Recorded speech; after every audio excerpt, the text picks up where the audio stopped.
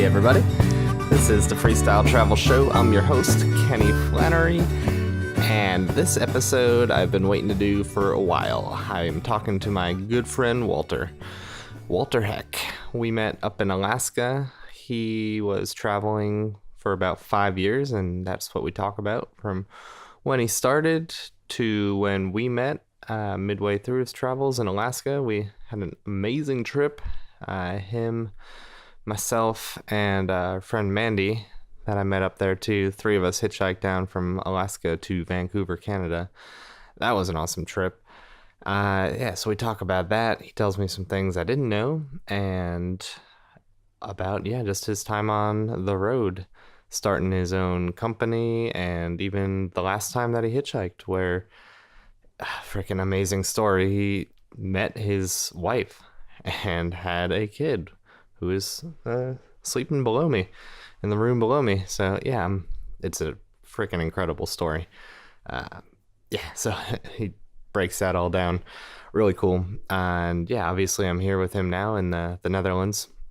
The last episode I recorded, I was in Spain, about to go to Morocco.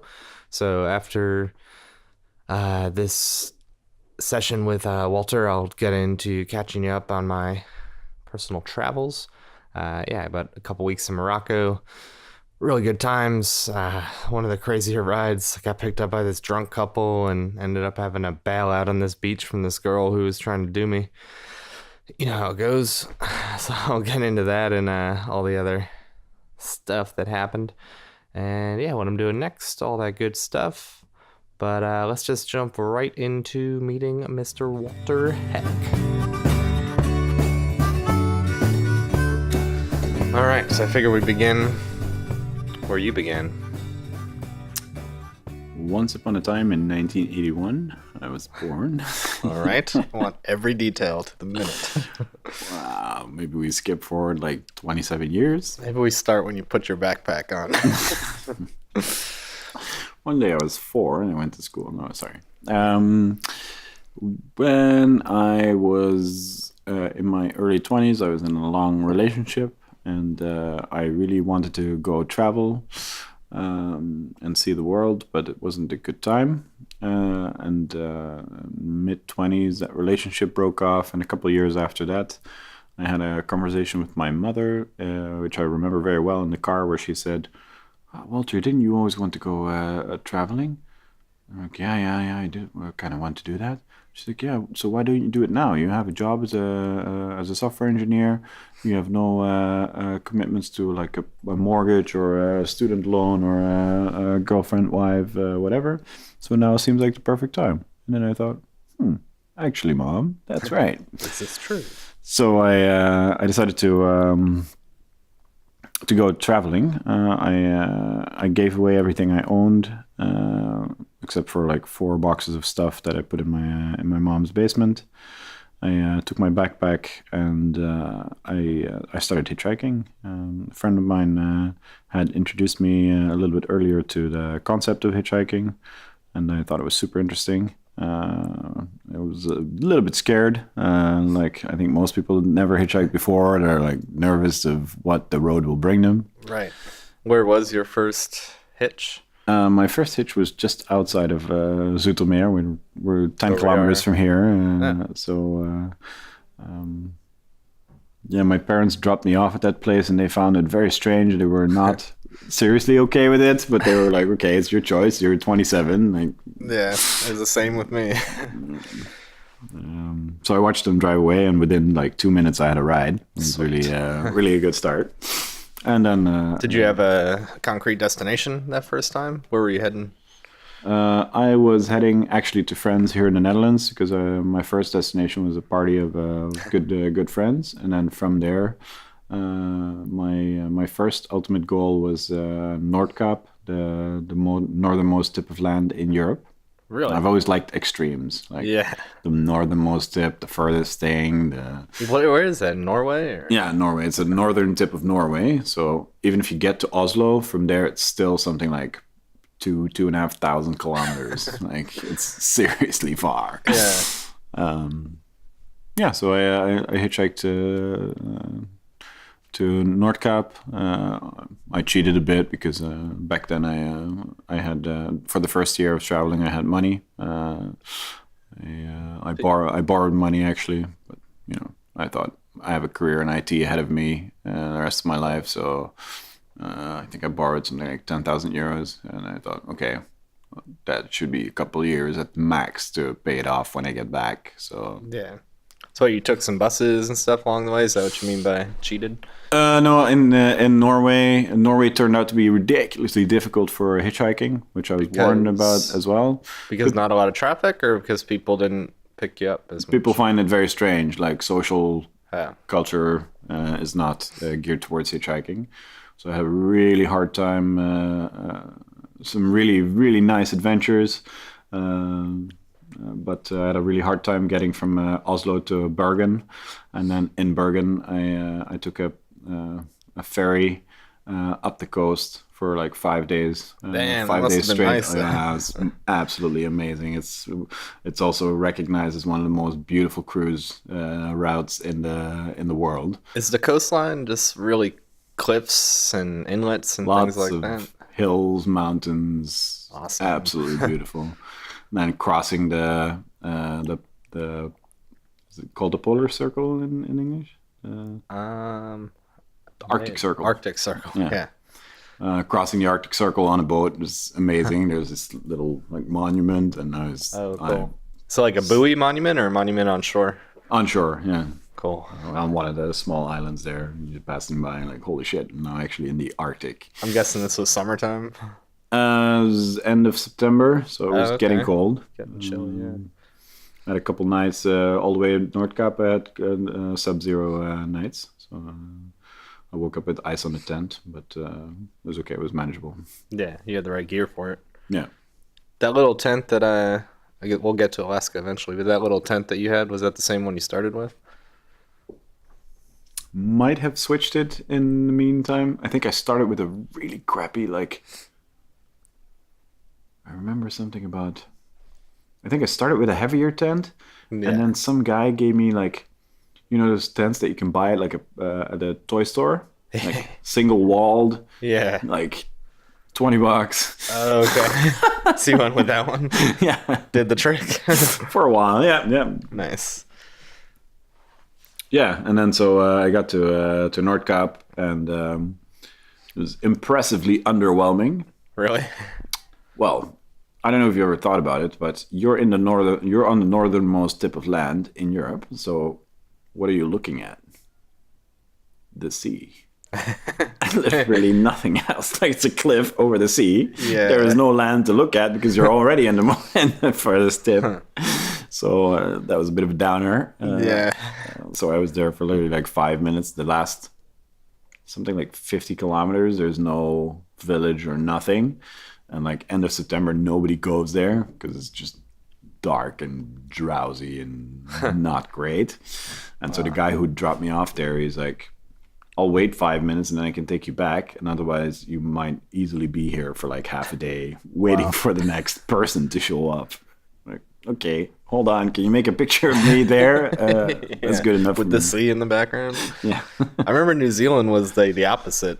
I went to go to the north of the North Island. Have you been to New Zealand? No. It's where the Indian Ocean and the Pacific collide. Oh, nice. And I thought this is just going to be an ocean, but you actually see the two oceans smashing into each other. Yeah, nice. Cool. So from there, did you head back to mainland Europe? That is mainland Europe, yeah, but then I headed down into Finland, see some friends in Helsinki, hitchhiked all the way down into Eastern Europe. I was quite scared because it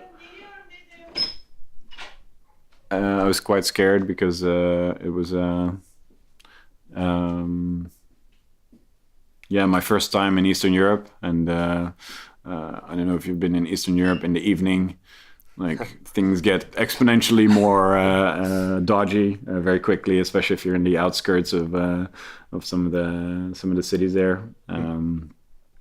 got punched in the face for no reason by a drunk Russian. Like, Really? It's the only time I've ever been in a fight in my entire life. Wow. Like I was just. Was it just a run by punch, or were they stealing something from you? I was trying to get somewhere, and I asked the one person I saw on the street, and like then he started following me, and like I knew he was following me, so at some point I thought like he was somewhere else, so I turned around to see where he was. And like he was right behind me, so I turn around and he like, smacks me full in the face on my nose. Damn.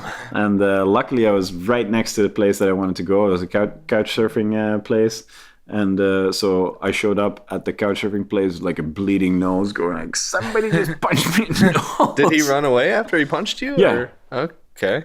He Like, just wanted to punch you. He stood like with fists up for a little bit, and then he just walked away. He didn't ask for anything. Just felt like punching. Weird ass Russian Punch a backpacker game. Wow. Yeah, so that wasn't a great experience. But then I really liked the Baltic countries. The people are very nice. Besides the drunk Russians, people are very nice. Hitchhiking's easy there too. Yeah, hitchhiking's super easy, and I went all the way down through Poland, Czech Republic, Slovakia, and then into Hungary. And then I ran out of time. Went back to the Netherlands. Ran out of time for what? I had a flight to Brazil. Oh, okay. What year is this? This is all still 2007. Like I did a really. Back then, I had zero travel experience, so I thought I need to go to a different place every 3 days. Yeah. And like you do that for 2-3 months. Yeah. You're exhausted. You're like, Yeah. I just want to stay in one place for a couple days and not have to pack that damn bag and just not think about where am I going to sleep next. Do all that couch searching. Yeah. So over time, over the years, I slowed it down. I ended up traveling for like 5 years, and I slowed it down to the point where eventually I stayed in a place for somewhere between 3 to 6 months, like really renting an apartment for a while and staying there. Where's the first place you rented? Brazil, actually. Brazil. So after this whole Europe trip, I was a little bit tired, and then I went to Brazil, and I was supposed to be like This is typical. Ignorance, but I went to Brazil thinking in 2 weeks I can see Brazil. And like I don't know if you've been to Brazil, but it's like It's kind a of big. 40-hour bus ride from north to south if you're lucky. Yeah. So that's not really a thing you see in 2 weeks. But I had no idea about the scale, and so after 2 weeks in Brazil, I was ready to be in one place for a little while. So I thought maybe I should try like. Under the table renting an apartment for a month or something like that. Yeah. And then I didn't really know where to go. And back then I had a nice philosophy. Instead of doing a lot of research, I would ask people where I should go. And if I heard the same place twice, then it was apparently a place that is worth visiting. Yeah, I like that strategy. Yeah. And so I went to a city called Belo Horizonte, which is a very uneventful but very nice city, famous for its food and like beer drinking culture.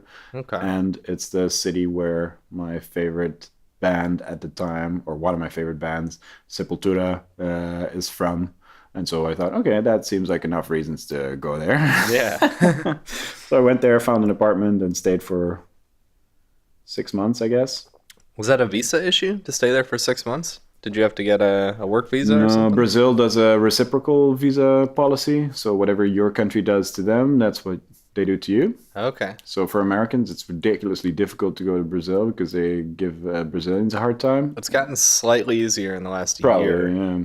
Last year and a half. But yeah, it's not. Yeah. But for Dutch people, you just go there for 3 months. You get a visa for 3 months on arrival. Yeah. And then I had a friend who worked at the civil police or the military police. I don't remember. I think it's civil police.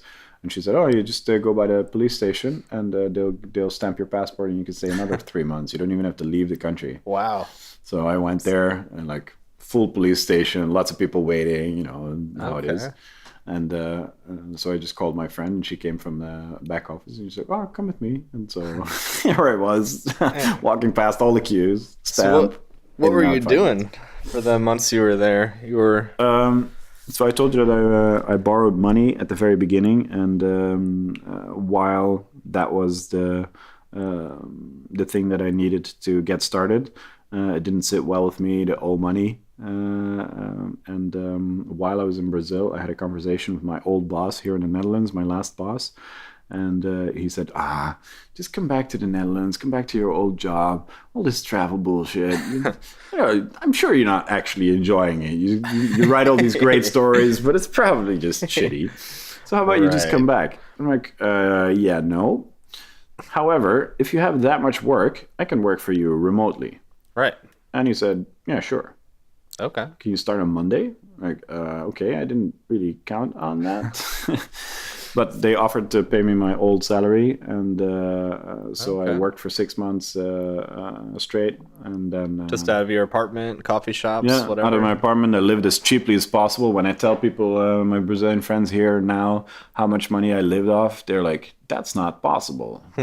Yes, it is. You just really need to not go anywhere, and if you go somewhere, it's walking. Right. Like a bus fare would be more than my daily budget. So Gotcha.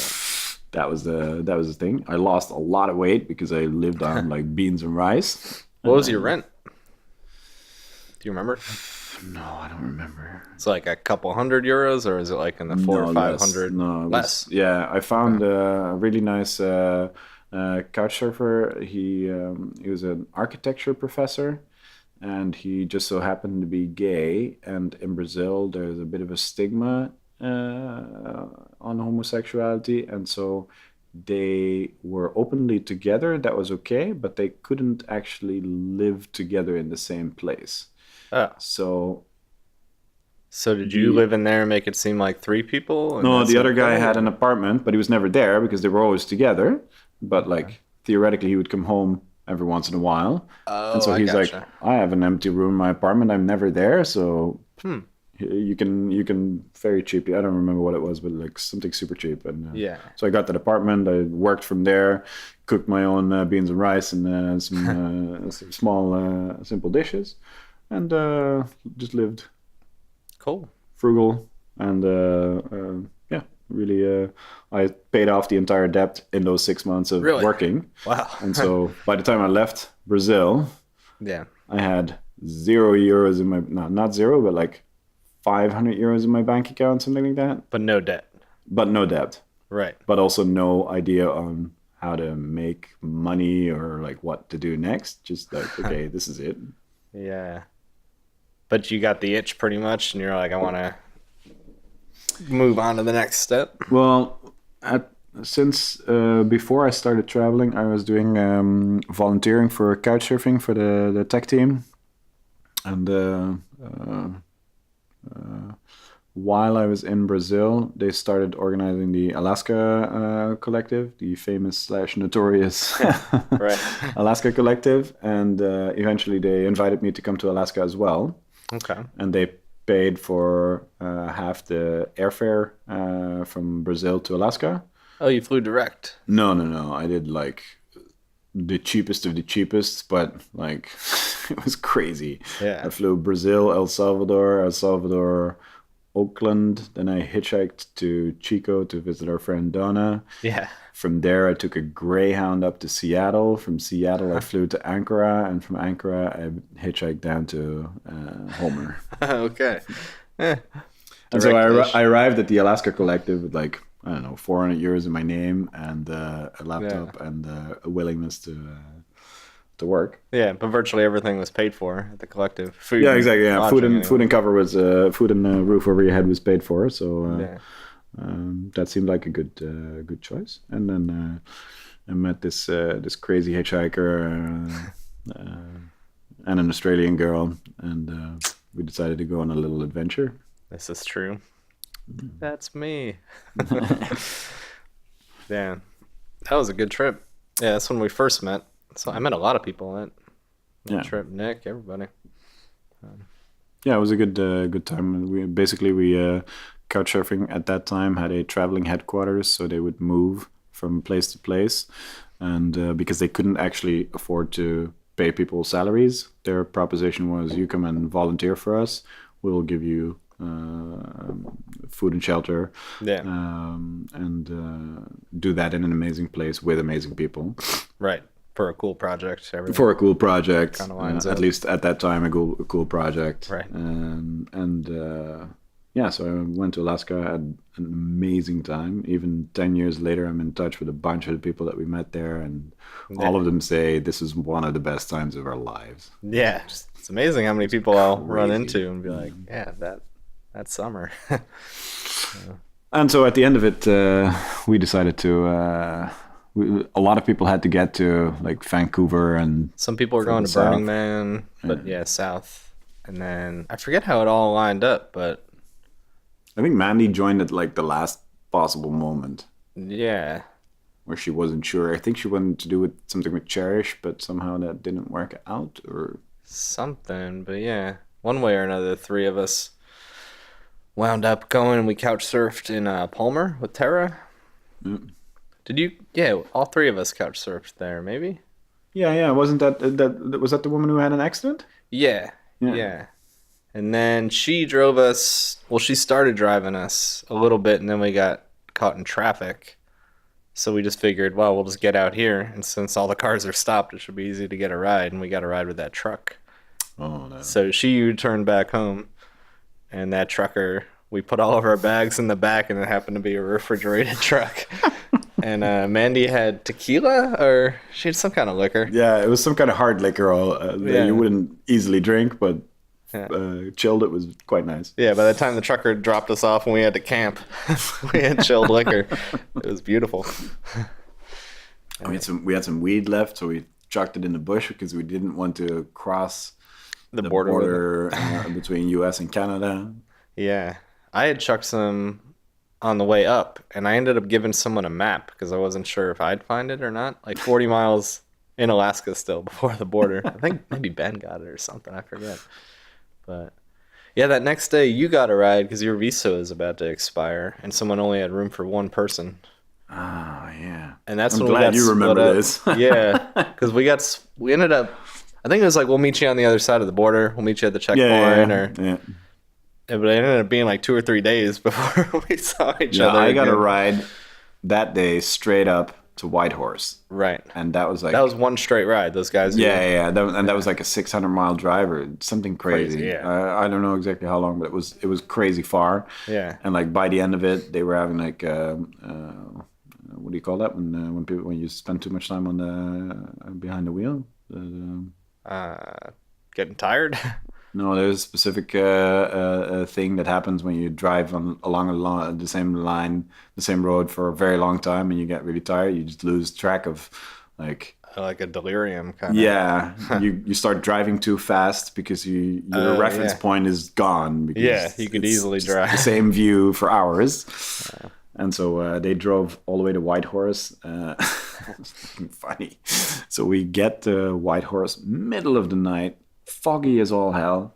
And I'm like, so I need a place to sleep. I have a tent, but do you guys know like a piece of grass or like whatever spot that I can pitch my tent? I'll pick it up before sunrise tomorrow morning, but I need some kind of place. And they're like, oh yeah, we know a place. Okay, so we get to some random place in town. I get out.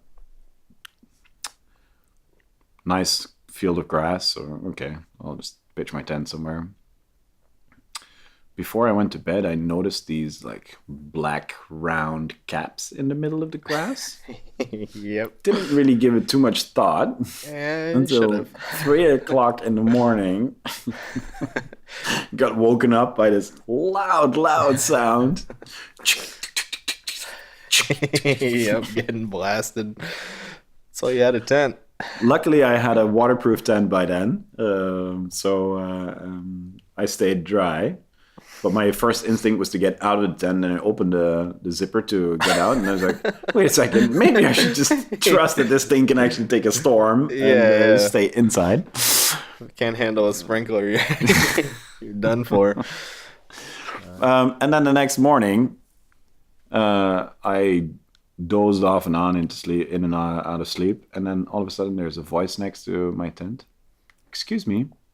I understand that you're sleeping here, but it's actually really not allowed. This is a museum ground, so if you could please get up and take down your tent as soon as possible, that would be very nice. Really super polite. Oh yeah, really. Open my tent, like smack in the middle of downtown, like the center of the town. There's this spot. historical boat that they've turned into a museum.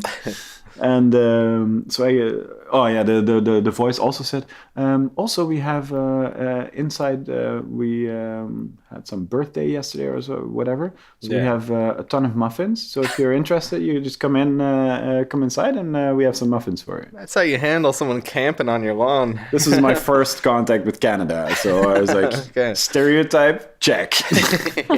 Yeah.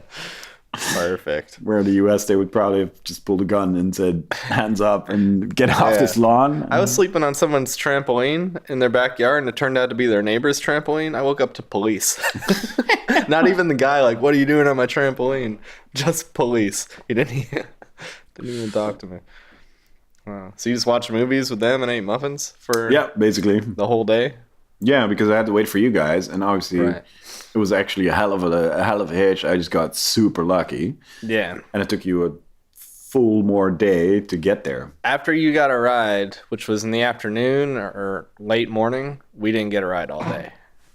Oh, yeah. And then we started walking. We played Scrabble on the road. There were no cars. Then it started to like get towards sunset, and we were hearing more gunshots than seeing cars. Hunting season had just opened up. It wasn't until the next day where we got a ride a little farther, and then we were gonna camp again, but we were at an actual like place, like gas station, restaurant kind of thing. And we asked the guy, like, is it cool to camp like down that way? He's like, yeah, there's a campground down there, but it's out of season, so no one's there and you can camp. And no one's seen bears there for like 4 or 5 days at least. So Mandy was like, I'm pulling out my credit card. We're sleeping here tonight. And finally the next day an RV picked us up, and we found you in a comic book shop. Yeah, because I got worried, right? Because that was my second day waiting for you guys. I'm like, I got here 2 days ago. Like, what the hell happened to these people? Yeah, and we didn't have phones. No. Not that worked. No. So, I was pretty worried. But then you showed up. Yeah. I had a good time in Whitehorse, and story repeated itself further down to Vancouver. Yeah. I guess there was this guy in the little van who wanted to share gas money. Yeah, so we had split up because it's hard to hitchhike as 3 people. And I'd gone ahead of you guys. And I remember I was like, I'm going to go down the Cassiar Highway, which is the more remote highway. And I'd walked maybe like 10 miles, and a few cars had passed, and I was starting to like, maybe I should have taken the main road. But I saw the VW van, and the Utah license plate is very distinct because it's got those red rocks on it. And I was like, come on. And then I see your face in the passenger seat. I'm like, oh, man. Awesome. But we rode with that guy for a while. We rode all day. We camped out. Yeah, he brought us all the way to whatever the next place is. Prince George, yeah. Yeah, because we rode all day that day, camped, and then like all day the next day. It was far. Yeah, so he said, like, I don't really care, but if you guys could contribute to the gas money, then that's fine. So I guess Mandy and me, we spent some money on the gas, and it was totally fine. The guy was really nice. He was like a river guide or something like that. Yeah. And then we camped out, and there was a bear like circling our tent at night. Yeah, there's a fox too. Remember a fox? Yeah. But Prince George. We went to that forest. We stayed with that guy Goji in his tent. The laughter yoga instructor. No, you guys stayed with Goji, and I stayed with someone else. And then I think Mandy was like, I am freaked out, so maybe we do something else. Yeah, and then we stayed with that woman. Really cool. Yeah. And barbecued. We got that dude beer. It's the first 15-pack beer I've ever seen. It came with a deck of cards. Yeah, dude beer. It's the coolest beer in the world because it has literally no design. It's just black with the white block letters, dude. Yeah. Well done, dude beer. Um, yeah, eventually we made it to Vancouver. We spent a couple days or more in Kamloops. I was gonna say, yeah, Kamloops in between, and then the last bit wasn't so nice. I guess we did a competition. Who would get to Vancouver the first? Oh, yeah. You got some like RV with a bunch of hippies or whatever. I got a school bus that had been converted into an RV. These two high school kids were driving across the country. So I think you guys beat me there, but I had the style points. Yeah, definitely. Because I got in the bus and they're like, here's a beer. Like, sit on the couch. Like, all right. Perfect. And then in Vancouver, we met a bunch of the other people that came from Alaska as well in various ways. And we had a small other party. We stayed with Kimmy. Yeah, first we stayed. Remember that house? It was a couch surfer, but she had like 20 people there. Easily. Yeah, maybe 25. Everyone was sleeping just in the living room. It was like a sea of sleeping bags. If you got there late, you were screwed. You couldn't get in the front door because people were sleeping in front of the front door. So they opened the kitchen window. So you had to climb in through the kitchen window. They had a sign that said "Winddoor." We didn't even meet her until like the second day, and by that point, we were like, "Let's find something different." This is too. Because we went to a couch surfing meetup, and I remember I started talking to Kimmy, and then she looked at you, and you looked at her, and you had sent her a message. So you guys kind of recognized each other from your profile pictures or something. Could be. I remember there was another girl that came to me and said we met before. Ah. Yeah. Oh, actually, yeah, this must have been in Vancouver. Yeah. At that. So, yeah, there was a couchsurfing meeting, and then this girl comes up to me, and she's like, "Hey, Walter, how are you doing?" Good.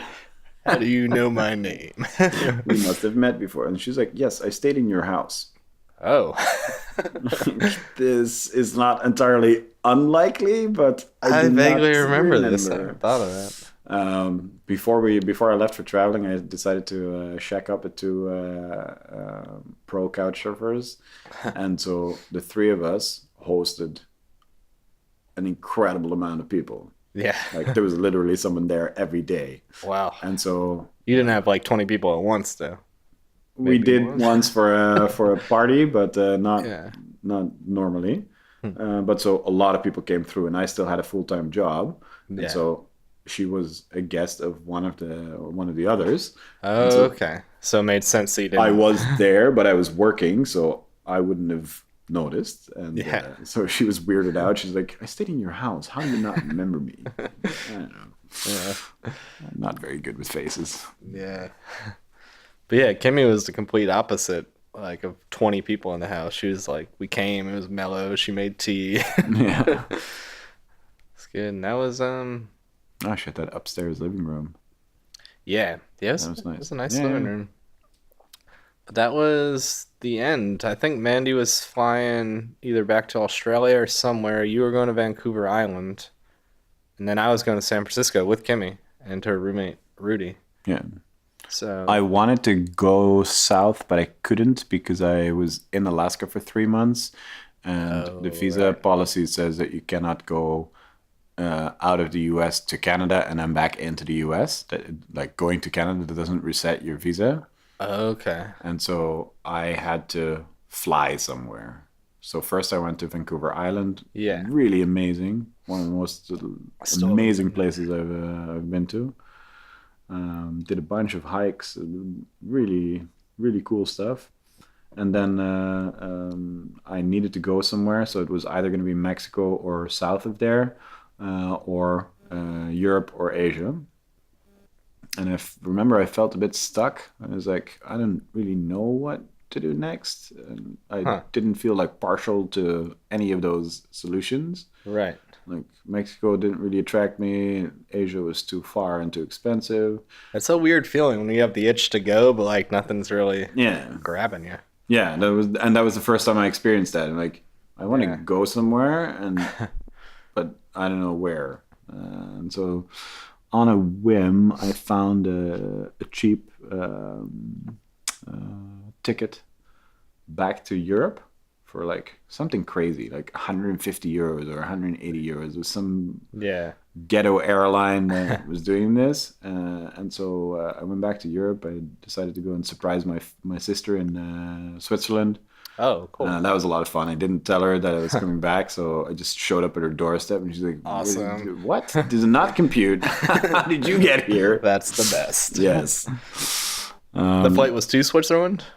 It was to Germany, but it was like southern Germany. I think it was Frankfurt or Dusseldorf, probably Frankfurt. Yeah. Then you're like almost in Switzerland. Right. So I hitched down, stayed with my sister for a couple of days. Then I decided to go back home. My father had a little bit of health issues, nothing too... it seemed back then nothing too serious, but I was a little bit worried. Right. And so I went back home. The next week, we got word that he had an advanced stage of colon cancer, and he had like 6 weeks to live. So I stayed home for a while. Yeah. He passed away 6 weeks later. Really happy that I made that decision to come back to Europe for no apparent reason. Yeah. I found a cheap flight and it didn't feel horrible, so I did it. Yeah, I guess that worked out and it didn't. Yeah.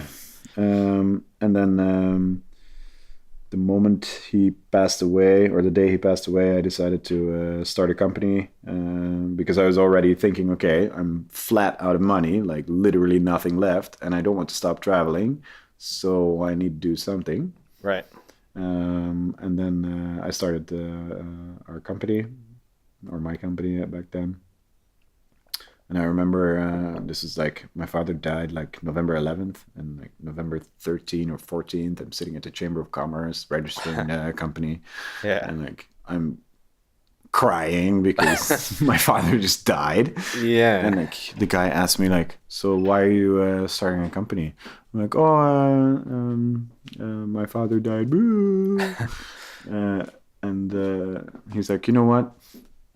I'll backdate the registration to the day he passed away. Instead of like the 14th, he made it like the 11th. So the company is actually registered as started the day my father passed away, even though... okay. Just as like a memoriam kind of thing? Yeah. It's so cool. It's cool. And now that was 10 years ago. So we've been in business for 10 years. And... so my father passed away. I stayed around. I wanted to take care of my mom, but my mom was grieving and she didn't really want me to take care of her. So she just wanted her own space, kind of. Yeah, and she wanted to. This one. There you go. And this. Here you go. She wanted to just. She knew that I wanted to travel more, and she said, "You need to get your own life or." Lead your own life, right? And I'll be okay. So I decided to go and travel more, and then I hitchhiked like a crazy person to all the friends I had around Europe because obviously I was also grieving. And so the first thing I did was, so he passed away November 14th. I think I left Holland second week of December, which is here the darkest days and the shortest days. So here in the Netherlands, that already means that it gets light at 9 a.m. and dark at 4 p.m. Yeah, it makes hitchhiking suck because it's cold and you got no time to do it. And so my best friends at that time that I really wanted to be with were in Helsinki, Finland. So I hitched there, and there is like go be depressed somewhere with no light. 2 or 3 hours daylight, like barely daylight. Yeah. And then spent 2 weeks partying, drinking, just kind of trying to not forget, but process whatever. Right. And that was really good. And then after that, I went back down into Europe, and I have no idea. I guess I eventually flew to Asia. Okay. Yeah, flew to Southeast Asia. Yeah, I remember. I went to Thailand because I wanted to settle down for a little bit, and I didn't want to settle down in Bangkok. So I was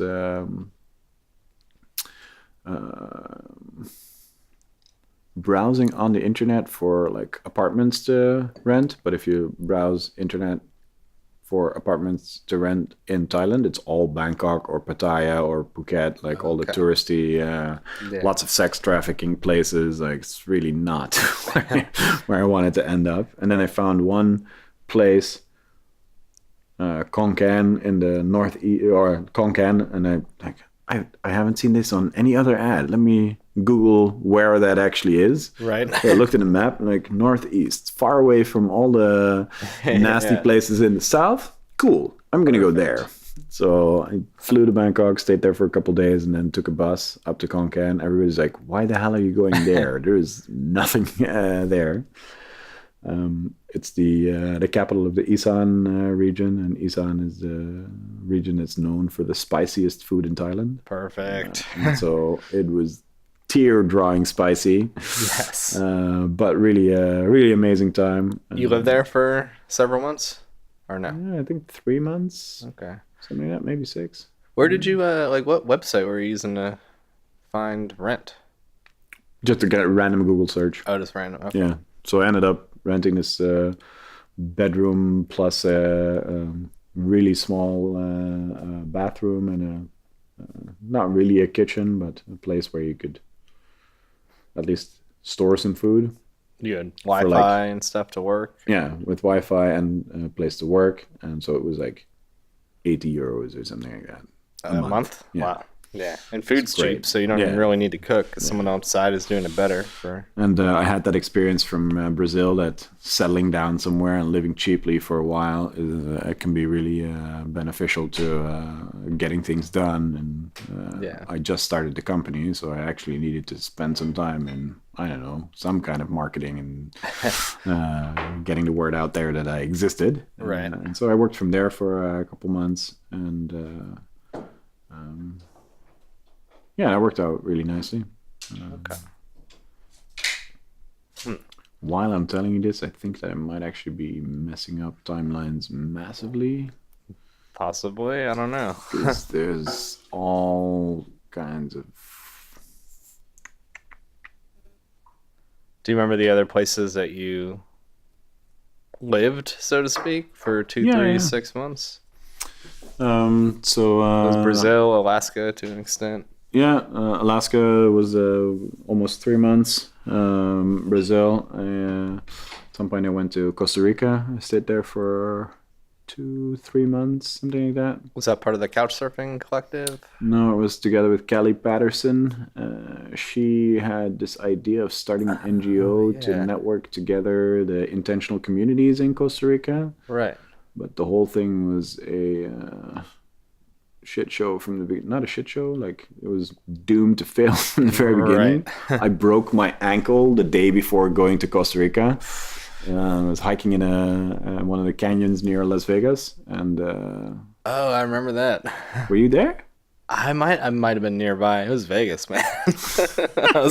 Probably wasn't far. Blurry times. Yeah. It was with that short Spanish. You must have been there. It was a short Spanish girl. She was traveling just to climb around the world, and we stayed with Mandy Horan. Yeah. Okay. Yeah. And the guy, her friend. That's the Mandy she worked on Jersey Boys. That one. Yeah. Anyway, we went hiking. I broke my ankle in a canyon, and I had a flight literally that same evening. I was like, if I go to a doctor right now, this thing is definitely broken. I had to hike out of a canyon for like 5 miles on a broken foot, and you see like the others were like bouldering, and I'm trying to make it out. So you got on a plane with a broken, untreated ankle? I didn't 100% know that it was broken. I just had got on a plane with a broken ankle. But I got on a plane with a broken foot, yes. And then I got on the other side, and obviously Kelly is picking me up. And most of the people listening will not know who Kelly is, but she, unfortunately, she passed away last year, but she was a beautiful, flamboyant human being. And so she picked me up in San Jose, Costa Rica from the airport. And she's like, yeah, we're taking the local bus to some place we ended up in this bed and breakfast where the owner was convinced that she was talking to angels and a whole bunch of All right. really interesting stuff. I believe it. And then it was already evening, so I was like, okay, if we go to a hospital now, it'll be evening and blah, blah, blah, whatever. So only the next day could I actually go to the hospital. Right. That was like 2.5 days later. The hospital had as an address designation 100 meters past the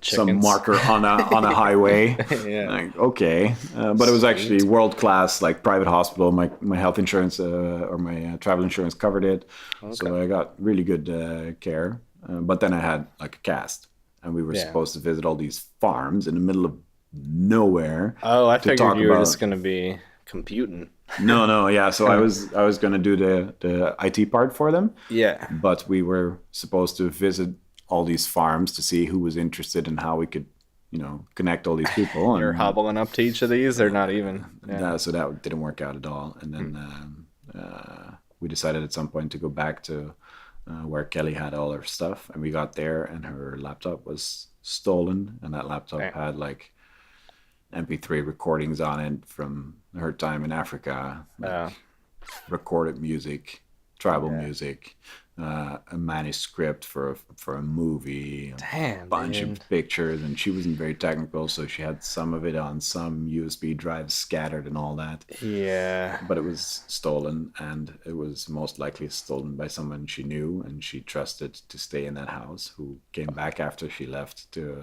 steal the laptop. That happened to Laura too. Yeah. So she completely lost it, like 24 hours of screaming. And then I was like, maybe this is a sign that this is not happening and I should leave. Right. So, that was kind of my plan for 2 months. And this happened in like the second week in Costa Rica. So like, I have no idea what I'm going to do. I have no money. Like, what the hell is next? Yeah. So what was next? I found this mailing list with like U.S. immigrants that migrated to Costa Rica. Okay. And I just posted on the mailing list saying like, I broke my leg. I need to be stable in a place for 6 weeks. I have no money, but I know computers, and I'm not a horrible person to hang out with. Right. And so first, this woman responded that she was running this sort of like property. They had a property with a bunch of cottages on it that they were renting out to, mostly to foreign tourists. Okay. And her husband was going to the US for some kind of business. And so she wanted a man around to make it clear to the less savory, mostly locals, that if they knew that there was no man around, they would definitely come and harass, break in, whatever. Like, so now she's got a hobbled up casted man. Good so enough. she literally said like, as long as you sit here at the front desk every day, you can do whatever you want. Cool. I was supposed to build a blog for her, so I built a blog for her, and that was really it. Wow. So that worked out really nicely. And then after that, there was another guy who responded, and he's like, yeah, we have this business here, and we have a bunch of broken computers, and if you can come and fix those broken computers, you can stay for 2 weeks. Okay. We have this villa, blah, blah, blah, whatever. So I went there. Very nice. Oh, no, sorry. The story is even funnier. So I went there. I get picked up by this older man, very clearly heavily plastic surgery done, but very nice and very friendly, very flamboyantly gay. And so within 5 minutes of meeting this person that I've never met before, he's telling me like, yeah, you're welcome to stay in our house. You can do whatever you want, blah, blah, blah, this and that. I should warn you, on Friday afternoon, we have hot gay sex, and it's very loud. So either you wear headphones or you leave the house. Okay. Up to you. But this happens every week. I'm like, okay, it's cool with me. Could have maybe waited a little bit longer to drop that one on me. But they were super nice couple. And they had this beautiful open villa on the top of a hill. They bought this old coffee plantation and built a villa on it without cutting down any trees. Beautiful view over a valley with a volcano and a lake and the whole shebang. Sweet, man. Amazing place. And they just let me stay for 2 weeks, and I fixed a bunch of their computers, and they were super happy. Huh. So how do you wind up from Costa Rica to eventually Greece and Turkey? Ooh, years passed. So years, okay. With slowly I went from, in the beginning,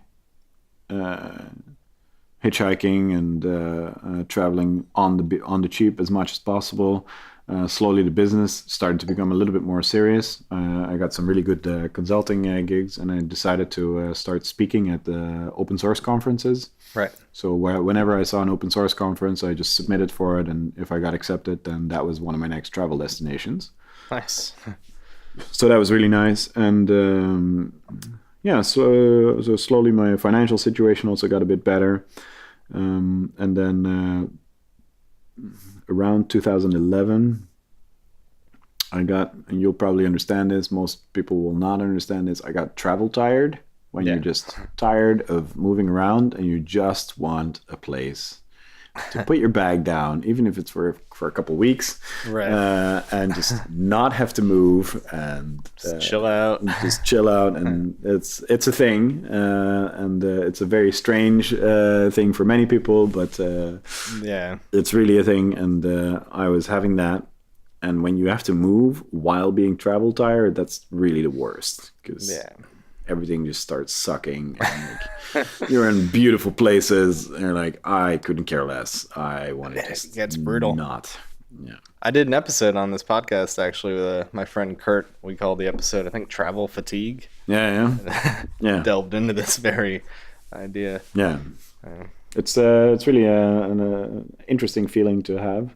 And so I was in...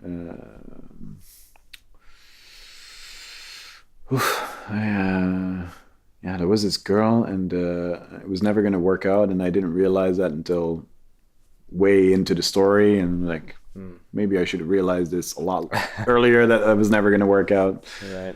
And then I was supposed to meet my mother in Istanbul, because she used to do this volunteer work to help refugees settle in the Netherlands.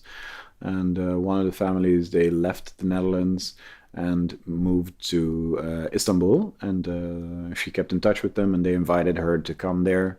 But my mother was, back then, 2011, she was 66 or something, so she was a little bit afraid to travel to such a far and unknown place for her, at least by herself. So I said, okay, I'll hitchhike there, and I'll come and pick you up from the airport, and we'll go there together. Cool. So I had Turkey as my destination, and then things with this girl didn't end up going very well, and we were traveling together, and then we decided to go our own ways. This was in Budapest, and then so I had to get from Budapest to Turkey. Right. Hitchhiked south, took a boat from northern Italy. You can take these boats, the ferry boats from northern Italy, from Venice, actually. Is it Venice? Yeah. Venice, yeah. To western Greece. Oh, wow. Okay. And so I spent like 2 hours in Venice, where other people go there and like are totally marveled. That's exactly how long I spent. I was like, that was enough. I don't want to see this fucking place. I'm done with all these cities. I just want to get to Turkey and get the shit over with. So I got on the boat, went to Western Greece, stayed with a very interesting couch surfer there in the middle of nowhere in the mountains. He was a baker in a village with like 200 people. Stayed there for a couple days. It's chill, at least. Quite interesting. Yeah, beautiful. But again, I was travel tired, so I just wanted to get to where I was going and settle down for a bit. And so when I left there, I decided to gun it for Istanbul, and that was a monster hitch, something like 1,200 kilometers in a day. Nice. And it's almost impossible to do that kind of distance. So I started like 6 a.m. with this guy, drunk as all hell, Sweet. in this car that was barreling down these mountain roads in northern Greece. At some point, he ran out of gas in the middle of a tunnel. And he's like, oh, you just wait here. Then he left the car and he was, disappearing. So I was like, yeah, Okay. maybe I'm also not going to stay here. So I Yeah. just left the car also and started walking. Got a whole bunch of rides. Got lucky. Got to the Turkish border at around sunset, I guess. Okay. And then the highway border between Greece and Turkey is there's a demilitarized zone between Greece and Turkey because it's also the EU border. Right. And so Like no man's land. yeah, and it's like there's military there. It's heavily fortified and guarded and all that stuff. So I'm talking to the Greek side of the border, and the guy's like, you cannot pass this border on foot. Like normally I would just, because my philosophy was always before a border I get out of a car, so I cannot get in trouble because the guy I'm hitchhiking with happens to have like a kilo of cocaine in the back. Okay. So I always said like at the border I get out, I get myself across the border. I lost a ride for the opposite reason. Coming into Alaska, the guy, they're like, if he, talking about me, if like he has weed in his backpack, he can say it's yours. So the driver's like, I'm leaving. Yeah. Huh. So you're on foot, you're talking to him, and you're kind of stuck. Yeah. So I'm like, okay, what do I do now? And then there's this girl behind me. She's like, how do you get here on foot? Well, I hitchhiked, this and that. And she's like, oh, let me talk to the guy. She says, you talk to the guy. She says, the guy says, yeah, I can let you pass, but the military will keep you because they won't allow you to pass on foot. So you have to be in a vehicle. And so a girl explains this to me. She says, I'm actually guiding a tour group, a group of tourists. We came from Macedonia and we're going back to Istanbul. So you can come on our bus. And if you've hitchhiked for a while, you know that the likelihood that you'll be accepted on a tour bus full of tourists is somewhere between 0 and really unlikely. Right. Pretty sweet. But she's like, yeah, that's no problem. I'll arrange it. I'm leading the group, so it's fine. Okay, let's go. Yeah. So we walk back to the bus. Just to get you across the border? Or? Yeah. Well, no, she said, like, we're going to Istanbul, so you can come with me. Oh. Like, we can drop you in Istanbul. Perfect. And, like, this is already evening, so I'm like, fuck, yes, it's happening. Yeah. It's far from the border to Istanbul. It's another 6 hours Yeah, or something yeah. like that. It's not close. And so we go back to the bus, and she needed to do something. Her phone rang, or I don't remember exactly what. So she gave me, like, she was at that same booth to stamp passports. Right. So she gave me like the 25 passports of all these tourists. She entrusted you. Yeah. 25. And so we're walking together to this bus, and now change point of view to these tourists who are already waiting for this girl to show up back with their passports, which is already a little bit of a nervous thing. Yeah. And she shows up with some dirty hitchhiker holding all of their passports, going like, this guy is going to come on our bus. Perfect. Yeah. So that didn't go so well. But they had an uprising? Tourists were not happy. Bus driver was a good blue helmet and said, unfortunately, I cannot take anyone across the border that is not on my passenger manifest, which if you've ever been to Turkey, laws and rules are there to be flexible and guidelines at best. Yeah. So it was a bullshit argument, but he could actually say this is the thing, and we kind of just add you to the manifest. And so a girl made a deal for me that they would bring me across the demilitarized zone and drop me before the actual Turkish border, which was all I needed. Yeah. So fine. So I get on the bus. Tourists grudgingly get on the bus. They all look at me very suspiciously. Like, what is this crazy guy doing on our bus? And how far is the zone? Like a kilometer or something? Yeah, 3 maybe. Okay, like it's really small. So we get to the other side.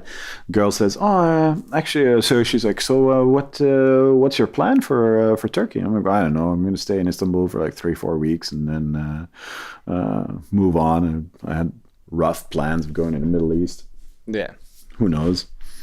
She's like, "Oh yeah, we have a room. I live with my sister, and we have a room in our apartment that you can rent. So here's my number. Give me a call when you get to Istanbul." Sweet. Okay, cool.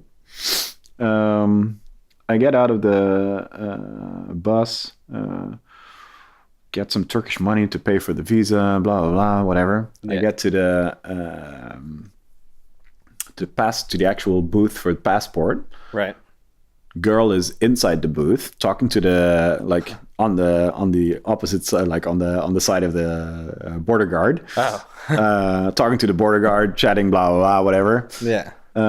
She's stamping the 25 passports of the tourists herself. Yeah, because the girl, she was good at talking to these kind of people, so she chatted them up a little bit, and then she was allowed to stamp all the passports herself. So I gave her my passport, like, "Hey, you here?" So she stamped my passport into Turkey. That's funny. And then okay, bye. And so I walk up to the customs. And before I even get to it's this little booth with a little window in it, and I get to the window. Before I even say anything, the guy's like, "Are you a couch surfer?" Wow. Usually customs people are not very fond of it, so I was a little bit like, it is. What should I say here? Okay, yes, I am. He's like, "Cool, me too. I love couch surfing, blah blah blah, this and that, the whole story." He's like, "Where are you going?" I'm like, "Well, I was trying to get to Istanbul, but it's 9:30 or 10 p.m. now, so well dark. Probably I'll just walk down the street, down the road, and find a place to pitch my tent and try again tomorrow morning." He's like, no. Go stand over there, like 20, 30 meters down the road. I'll find you a car. Sweet. A border patrol on your side. So he literally starts asking every car that stops at his booth. Yeah. This guy needs to go to Istanbul. Can you take him? And the third car, within like 2 minutes, third car, like, "Oh yeah, I'm a couch surfer too. I'll take him." Oh man, the odds of that are so low. Insane. It's this British guy from London who lives in Istanbul, has an apartment in Istanbul, and he went to go pick up a car in London and then drove it back to Istanbul. A big drive, man. And he's like, "Yeah, it's perfect because I want to get to Istanbul tonight, and I'm really tired, so having someone to talk to and like keep me awake is perfect." Little did he know I had narcolepsy, but whatever. Yeah, like, "I'm going to be sleeping half the time, but you'll figure that out. Later." I'll maybe tell you. And so we had a nice time in the car, and we approach Istanbul, and it's like 2:00, 3:00 in the morning at this point. He's like, "You know what? We had a good chat. I have a room free in my apartment. You can go and you can come and sleep in my apartment. We normally couch surf it out anyway, so it's fine." So stay over at the guy's apartment. Next day, I called a girl from the border because I had her number. Right. Like, "Hey, do you want to hang out?" And let me see. Yeah, we hung out. She showed me all of Istanbul in one day. Like, wow. We walked for 15 kilometers that day. Super tour. All the interesting sights, and one thing led to another, and now 7 years later we are married for for 6 years. That's one of the craziest stories. I also ended up renting an apartment renting a room from that guy that drove me to Istanbul. Oh, that's right. I met him eventually then. James. Yeah, because Bond. James Bond. Simon Bond. Simon Bond. I remember it wasn't actually James Bond. Yeah. Simon Bond, really nice guy.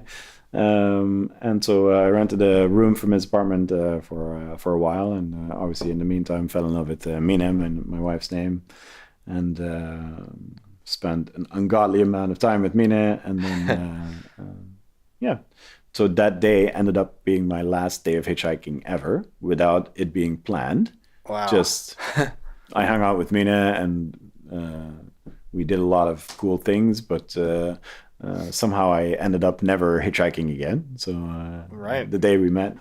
That's crazy. Yeah. Just at the border, you go from like, I'm probably going to have to camp here to have a day of hitchhiking to I'm going to get married and I have a place to live for the next few months or whatever. That's the magic of hitchhiking. It really is. Extreme. So that was kind of the end of that style of travel and the beginning of a family. Not initially. Initially, so I ended up staying in Istanbul for like 9 months, and then drove me crazy. It's a city of 17 million people. That's the conservative estimate. It's probably like 20 million people. A couple of things. First of all, there's like the Bosphorus Sea in the middle. So it's a giant, literally a sea. Yeah. There are 2 bridges now. There are 3 in a tunnel. And the rest is ferry boats across. And the ferry boat takes like 25 minutes. Yeah. And so millions of people live on one side and work on the other side and have to cross. And like back then there were 2 bridges. If an accident happened on one of the bridges, just absolute mayhem. So city shuts down at that point. Yeah, not a great city to live in for that reason. Mina was commuting to work. On a good day, it would take her an hour to get to work, but usually it was like an hour and a half, maybe 2 hours. So we'd spend so much time just commuting and then come home late. It's just not a great quality of life. The other thing that really bothered me is that Istanbul is on top of a fault line and is due for a major earthquake, just like San Francisco. Right. Except that unlike San Francisco, it has a lot of illegal building, most of which is on loose dirt. Not the code. No, it's just completely illegal. And if you do the research online, the conservative estimates say if an 8.0 or above earthquake hits under Istanbul, at least 1 million people are going to die.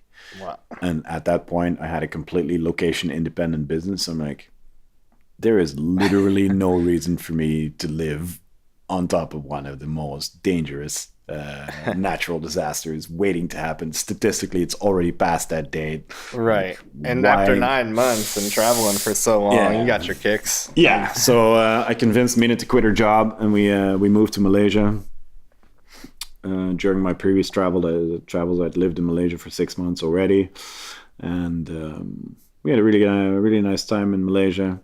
And then eventually, while we were in Malaysia, I decided to propose to her.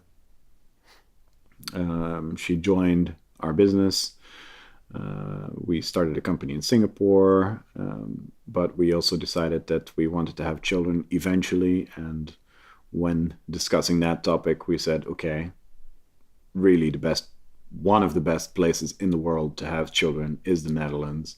Whenever you look at whatever checklists or rankings, Holland ends up consistently somewhere in the top 10. Oh, wow. And, then it just became apparent, like if we wanted to raise a child, we loved living in Southeast Asia, but if you want to raise a child there, it's either crazy expensive private schools. Oh, yeah. Or just really bad education. Right. Healthcare is a thing. So, all of these practical concerns made us say, okay, maybe we should just go back to the Netherlands. So we came to the Netherlands, we got married here.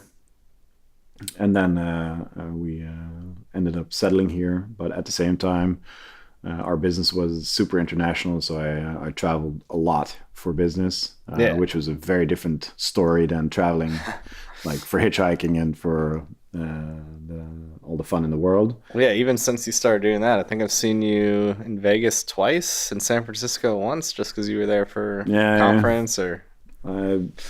We ended up doing international training, and I still did a lot of conference speaking. So I think 2013 was the biggest travel year business-wise, and I was outside of the Netherlands for like 200 days. Oh.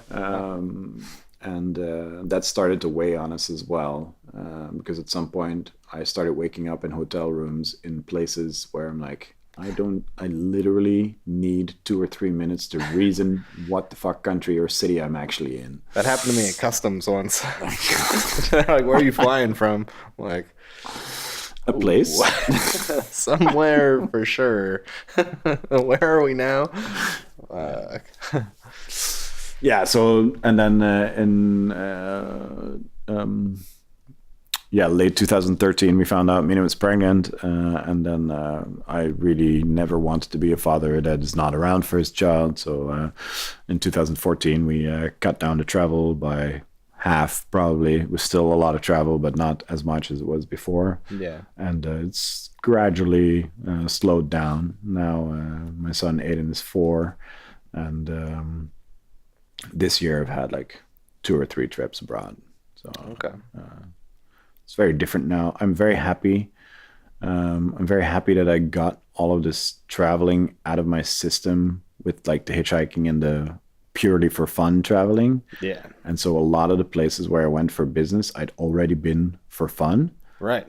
And then get to see it from a different angle and go back or to some not at favorite all. spots. Like when you go there for business, it's airport, hotel, office, go back, because then especially because I had a wife and child here at home, you're like, I could add 2 days to my trip to see stuff, but really where I want to be is with my wife and child.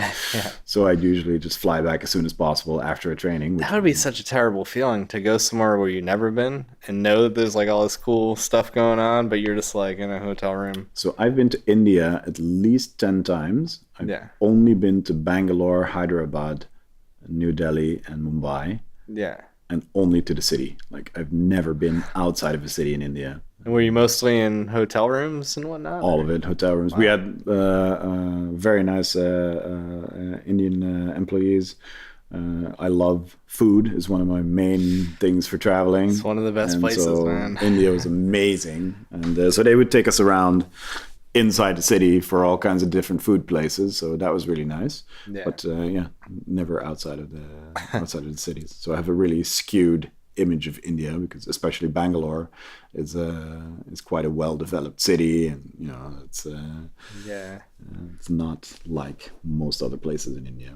So what's the nearish future looking like the next couple of years travel-wise? Do you think it's going to be how it's been the last year or so, or is it going to... No, yeah, I mean it's very different now, because my son is turning 5 this year, and that's when mandatory education starts in the Netherlands. Oh, right. So then he has to be here for school. Yeah. And like it's illegal to take him out of school. Like you can get into legal trouble for taking your child out of school. So we're looking at the next 12 years of hard time.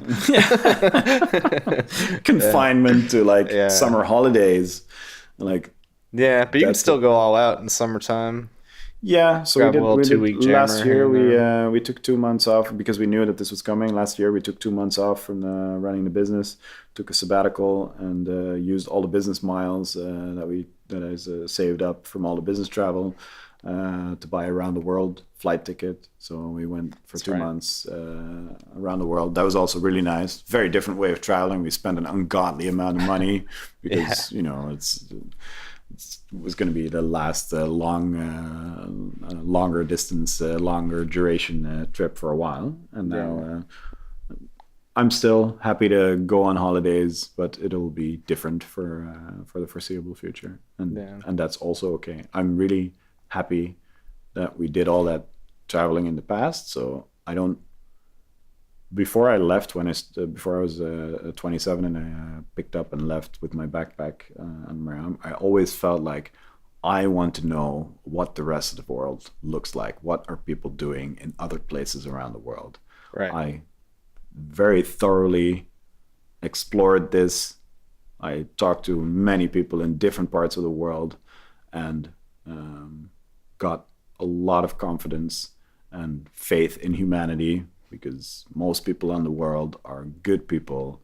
All they want is food on their plate, a roof over their head, and make their family happy. Right. And that's really the core of humanity. And all that bullshit that you see in the news and whatever, it's all fluff. Yeah, Forget exactly. about it. Like, people are beautiful, and having that knowledge with all that travel has been so worth it. It's really been the best decision of my life to ditch everything and go traveling.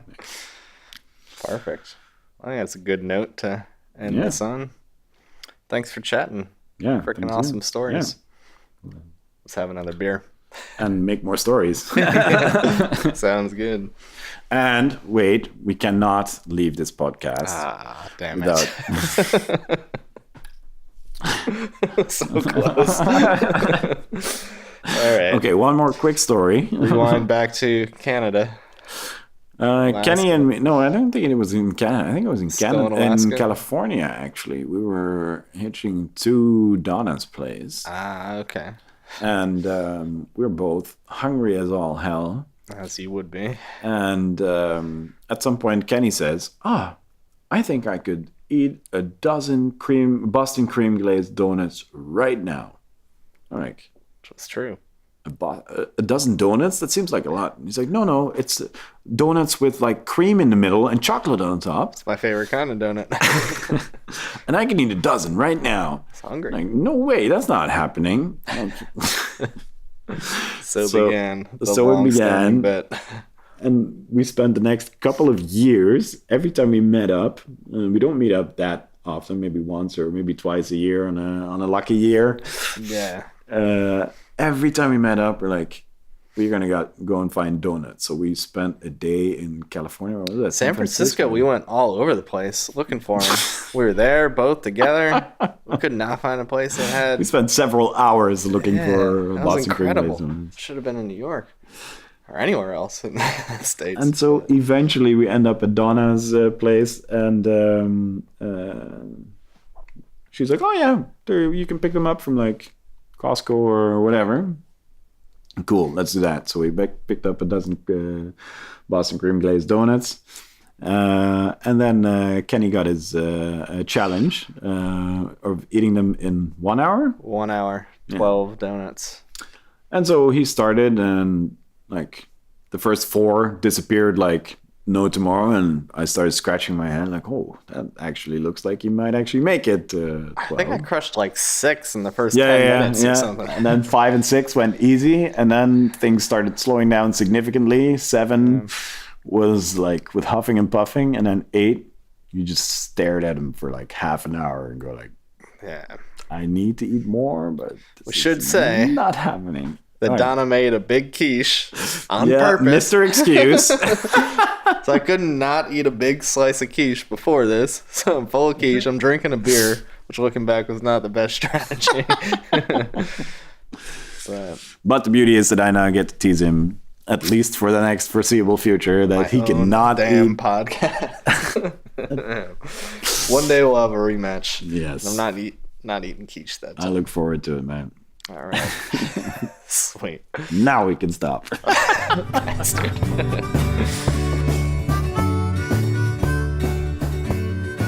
Freaking Walter had to bring up the donuts in the very end. It's that quiche, man. It's that quiche, and I can't blame the beer too much. But it probably didn't help. I could do it. 12 Boston cream donuts. Sing me that song. Getting hungry again. Yes. Let me catch you up just on my travels before ending this. Last episode I was in Spain, Sevilla, just done all the trust route stuff, and I caught a Ryanair flight from Sevilla to Fez. First time in Africa, actually. So I was excited to get down there, see what it was all about. I had a couch surfing host. I actually walked a couple hours from the airport to his place. And yeah, he was just a musician, so had some people coming through, jamming out. Had one of the more boring New Year's Eves I spent there. Just nothing going on. He wasn't too stoked about it. I didn't know about anything else going on. I got a couple really awful beers called Stork. Just kind of quietly drank a beer. So, happy 2019. Should be a good one anyways. Hitchhiked from there to the coast, the capital city, Rabat. Hitchhiking is real easy in Morocco. Like anywhere else, it can take some time to walk out of a big city. In the case of Fez and Rabat, like an hour, close to, maybe not 2 hours, but yeah. But once you're at a good spot, bam, just get scooped up right away. Yeah, so it was just a couple rides to get over there to Rabat. I stayed with another couch surfing host there who did not speak great English at all. Just a couple words here and there, but he had some friends and stuff, so that helped a little bit till they grouped up. It's one thing when you're one-on-one with someone and you don't speak each other's language, or you speak a little bit, you can kind of be patient with each other, but I've noticed I'm hanging out with a bunch of people that all speak the same common language and they don't speak English, or some of them do even. Things slow down a little bit, but yeah, hung out with him. I got more to say on that in a minute, actually, because it got a little frustrating later. I kind of want to learn French now. Not kind of, I definitely want to learn French. But yeah, we were rolling around and I didn't know what was going on, because he'd kind of check in with me every once in a while and say something in English, but we were just like rolling outside in the outskirts of the city until I realized we were like on some shady drug deal. He ended up buying hash from some dude in a grass hut in the middle of the country. Yeah, not a huge deal, I guess, but the whole time I was like, where are we going? And I was like, oh, okay, there's a bunch of shady folks wandering around here, cycling around here. Yeah, the hash is not that great in Morocco. I feel like that's the whole, it's like a thing, you know? Like hash in Morocco. Maybe it would have spoiled California, United States weed. I don't know. But whatever. I'm not a huge smoker anyway, so it's just something I kind of noticed. It's like just nasty hash. And also, they kind of get that Europe weed of people who always smoke spliffs. Spliffs are definitely a thing in Europe. You can't just roll a joint. Whatever. It's freaking hitchhike down from there to Casablanca. Casablanca is just a city, like a business kind of city. There's really nothing. There's a big mosque there. It's huge. But besides that, it's not a lot going on there. Even the people who live there that I met were just like, yeah, we're just here. Like, it's easy to find work. But yeah, not like a super happening city. So I just spent the night there. Couch surfing host again, and then hitched on down to Safi, which is a much smaller town. Met a cool guy there. Hung out there just for a night as well. And hitched out of there is where I got like a kind of crazier ride I alluded to in the beginning of this. So I mentioned having a couple beers on New Year's Eve. Alcohol is not too common in Morocco. It's not easy to find. It's a little bit taboo. I don't even know what the exact laws are. I mean, it's definitely not full on illegal, but you're not seeing people drinking it in public. It's not easy to find. It's not even easy to like Google a liquor store or anything. Like, you kind of got to know where to look or just really search to find any. So didn't drink a ton while I was down there, like a little bit here and there, but that's what makes this kind of different. So I'm walking out of Safi trying to get to Essaouira. I think I'm saying that town right. A little beach town everyone likes. Moroccans like it. Foreigners go there, but I'll get there in a second. So sticking out my thumb, getting out to the outskirts of town. Finally, this couple in their late 20s, 30s, they pick me up, and right away I'm like, they're drunk. And sure enough, the dude like tilts his head back. He's like, whiskey. And they're bumping the music, and the two Moroccans too. And then the girl in the passenger seat, she passes me a beer, so I'm like, sweet. got a beer, got a good view because we're driving like on the cliffside, and the beach is just beautiful. There's not a lot of structures. It's just nature, you know. I'm like, this is cool. Just cruising, jamming to music. But they're super friendly, drunk, you know, obviously, and but she keeps like leaning back and smiling at me, and they don't speak a lick of English really. He's like calling her baby, and that's about it. And he said whiskey, you know. But yeah, so she's still talking to me in French, but you know, the music's blaring. Even if she was speaking English, I couldn't hear her. And she keeps passing me beers, like, and then she keeps showing me her phone eventually, and it's like selfies of her. So I'm like, you know, just like some third-rate Instagram account kind of selfie. So I'm like, all right, but it's not even like enough to just like point the phone in my direction. She like lets me hold it, like, you know, take in this selfie of me doing the duck face. I'm like, all right, cool, we're having a good time, great, cool picture. Shows me a few of those. Stop a couple times so I can pee, whatever, and probably 4 or 5 beers and 20 minutes into it, we roll up to or into like a little community beach town, like a bunch of houses, but like just feels pretty empty for the most part. Not seeing a lot of cars or people, and roll in to there a minute or so and get in front of this house and honk, and I'm just kind of going with it. I'm not like on a tight schedule, you know. I'm just alive cruising. So they honk, wake up some friend. He comes out, lets us in. They invite me. Welcome, welcome. It's another word in English tossed my way. Moroccans like that word, welcome, I noticed. So I grab my bag, why not, and go on in. So we go in, drinking the beer some more, laughing. She threw on some music videos, and at this point she's getting real flirty with me. Like, it started with the selfies and looking back and like these smiles and stuff, and now she's getting real flirty with me and bumping into me and pointing to the bed and saying sexy time, but like laughing at the dude who lives there because he's walking around in his boxers or something. Looks like we just woke him up.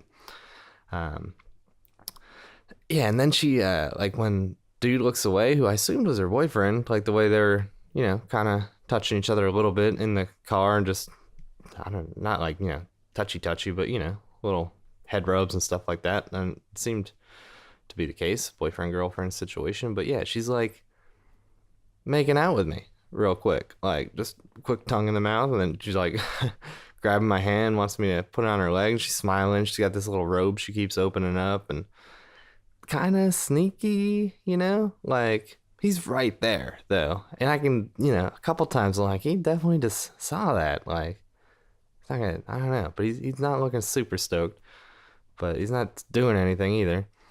And I'm just, you know, kind of smiling, half playing dumb, half being dumb, because I don't know, with the language barrier especially. And it's weird because she keeps talking to me like as if I understand her, but I'm just like, I don't speak any French, but whatever, we're having a good time. So yeah, at some point she goes to grab some more beer from the bag, and he like grabs the bag, and he's like not happy, and he's like, you know, no. And she's smiling, trying to get it from him, and then he doesn't look at me, he looks at her, but in English says money, which is, you know, so I'm like, all right, maybe he's pissed because I've drank like 5 or 6 of these beers already and haven't paid for any, but you know, they're offering them to me. I'm not gonna turn down free beer. But somehow she like got a beer, and then she put it in front of me and sat down next to me. So I didn't want to be like, I don't know. So I opened it, and then I put it in front of her, like, again, kind of playing dumb, like as if, you know, I'm done drinking the beers, but you want, yeah, I have an opener, so I'll open it for you. Put it in front of her, and then when he looked away, she like smiled at me and pushed it towards me again. So I'm like, all right, whatever. I'm drinking this beer. Like I said, I'm not gonna turn down the beer. Yeah, so the vibe totally changed after that a little bit, and I'm like, all right, what now? And the friend is not really shedding any extra context on this situation. He's in and out of the room, barely hanging out. Looks like he just woke up. So finally, oh, and there's a car key on the table. He's over on the couch, and she's sitting next to me by this table. and she like makes eyes with me and then looks at the car key and kind of like nudges it my way when he's not looking. I'm like, okay. So when he leaves the room, she shows me a couple beers in her jacket that I guess she hid, gives me one. So I tuck it in my backpack. I still got an open one. And then she grabs the key and like looks. And then she's like, follow me. Well, she didn't say follow me in English, but I know what she's saying. And so I grab my bag and I go with her. And basically she stole the car. And I'm with her like, all right, I guess this is happening now. So I'm riding shotgun. And I'm like, oh, man, this could get a little bit crazier. Now we're like in this dude's car. He already like expressed not being super stoked. And now we're just driving off. And I don't know if she's being cutesy or I don't know what's going on. So luckily we didn't go to the main road because I was like, well, if we go to the main road, like who knows? And she's way drunker than that dude. Like I could tell that dude, he can have a few beers and he's been on that road before. But her, like she was, a little sloppy. And not the most attractive girl in the world either. Like maybe another 10 or 15 beers be singing a different tune, but even in the moment I was like a little bit dodgy. So luckily we didn't go to the main road. We went just like 5 blocks to the beach in the little parking lot. A couple cars in there, a couple other people milling about, not much though.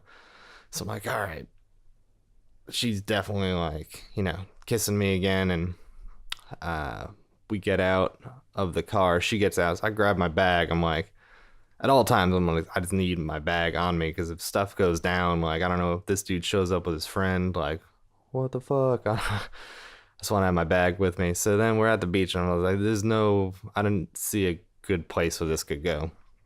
Like, maybe if she was a little bit better looking, I'd rolled the dice. I don't know. Because I couldn't tell if it was like a prostitute situation, too, maybe. Like, he was, like, letting it go. Maybe that's the money scream, too. Because he was, like I said, he could kind of see what she was doing. It was weird, man. So I was just like, look at this beautiful beach. And she was just like, like, come back to the car with me, kind of motioning and opening up her robe again and shaking it. And I'm like, she wasn't busted or anything, but it was just like, sloppy, man. So I was just like, the beach. So I walked up to the beach as if she was gonna follow me. Like, I knew she probably wouldn't, and she didn't, I don't think. And I just kept walking and walking and walked down to the cliff kind of area and down the beach and barely looked back to see if she was following me. I don't think she did. I think she kind of got the picture. Whew. So I just, drank my beer, walked down the beach, drank the other beer, and had to walk down the beach for a while because this little town thing that we were in was like a one road in, one road out kind of town. So I really didn't want to go back and have to deal with her again or deal with the dude or dude's friend or any of that. So I just walked down the beach, followed the river. There was like a river that flowed into the ocean there. So followed that back up to the main road and luckily hitched a ride from some dude who I think he was a road construction guy. Took me like a mile and then invited me into this coffee shop for some coffee. A bunch of other people just watching soccer, didn't speak English either, but were stoked to see me for some reason. Drank coffee and kept on going to Sawara, where I was heading to. So that was the crazier ride, not insane, but of the Moroccan adventure, just because couldn't get a great read on it, and also you don't see too many drunk Moroccans. It doesn't seem to be the most common thing to see. So it was a little bit different. Who knows how that would have played out if I had stuck with it for a little bit longer. But like I said, probably nowhere good. So kept going. So stayed with French guy, about in his late 50s, 60-year-old couch surfing host there in that town. And coincidentally, the guy I stayed with in Fez, musician kind of guy, he had, I think it was some French couch surfing girl that he was hosting. I think that was the deal. She came down there with him on a bus, and arrange it so he'd stay with the guy I was staying with. So it was the four of us hanging out, and that guy did not speak great English, so he was stoked when they came because they could all speak French together. And yeah, some people are way better at being bilingual than others, I've noticed. Because I'm happy to be the odd man out a little bit. Like if everyone else speaks French, and it's 3, 4, 5 other people, they all speak French, and some of them speak English, whatever. You guys all chat, and hopefully someone throws me a bone every once in a while. Oh, we're talking about this, and oh, he said this, and he said that, and then I can be like, oh, blah blah blah, addition to your discussion. And I can translate and throw that in there. Yeah, but they're not too good about that, so I was just like left out. It was more frustrating when it's like I would start a conversation or they would initiate a conversation with me, like, so where are you going next? And I'd be like, oh, I'm thinking of going down here. Like, where are you going next? And then they'd be like, oh, what do you say? Blah, blah, blah, blah, blah, blah, blah, blah, blah. And then they'd go off on a tangent and just like ignore it. So, whatever. I'd put up with that for like a day. And yeah, just kept on going down the coast to Agadir. That town was cool, by the way, too. Essaouira. Kind of small, but mellow. So Agadir, not much going on there, but I met these 3 travelers, also from France, those ones. And the next day they were going to go down to some other super tiny beach town where they met someone. So I hitchhiked down there and re-met up with them again and spent a night there, big bonfire, blah, blah, blah. Oh, I had the best calamari in my life. Basically, everyone there is like a surfer or they're fishing or both. So this guy, yeah, he cooked up this badass calamari. It was, yeah, pretty sweet. So just had a night of that. And then I kind of had to make my way to Marrakesh. So hitchhiked up there, bunch of trucks, blah, blah, blah. Got up to Marrakesh, stayed with a real cool guy, family actually, there in Marrakesh. Had a big place, and yeah, just talked a lot about travel and checked out the city during the days, and eventually caught my flight to Germany. Just the cheapest Ryanair flight I could find. I think it was like $15 or something like that, to what Ryanair called Dusseldorf, but it's actually Wies. And I actually couch surfed with this guy and his girlfriend who work for Ryanair, and they flew in the other flight right when I got in, so that was perfect. I got in late, stayed with them. Yeah, he played some music a little bit, chatted, drank a few beers, slept, woke up, and hitchhiked here to Walter's place, which is only a couple hours away. Got a real lucky ride. I got dropped off like in the middle of nowhere after the first ride, and this woman picked me up, and she was going to The Hague. It was this unexpected, totally, but made the day super easy. So yeah, I'm just catching up with Walter here. It's been shy of a week, and I fly out of Brussels in a few days. So I'm hitchhiking down to Belgium, and I'm going to Cyprus for, I don't know. I don't have another plane ticket, so I'm just going to Cyprus. So see what happens there. A few days, a week more, we will see. So yeah, that's what's going on right now. Maybe I'll get an episode up there. But the idea is to get back to Africa from there. So far as what I'm thinking, either to Jordan or maybe Israel. Get my way to Egypt and south from there. But one plane ticket at a time, one ride at a time. Gotta fly from Cyprus, I guess, because it's an island. Maybe I'll get a boat. Who knows? We'll see. I got my ideas still, getting to South Africa one way or another. But we'll see.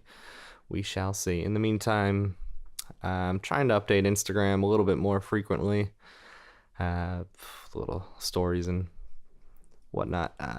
That's Hobo Lifestyle.